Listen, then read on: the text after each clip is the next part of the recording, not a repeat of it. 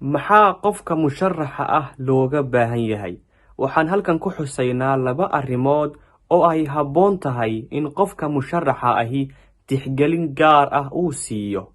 Kow, xushmee oo ixtiraam musharixiinta kale ee kula midka ah.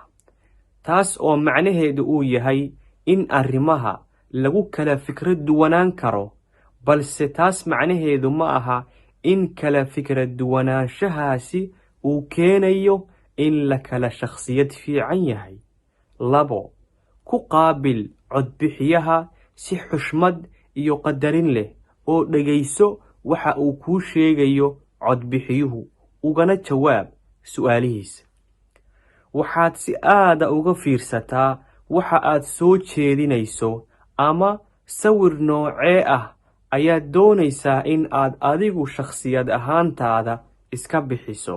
Ma waxaad tahay qof jecel in uu dadka dhegaysto oo uu fahmo, mise waxaad tahay qof madax adag oo waxaas oo dhan aan fiirinayn?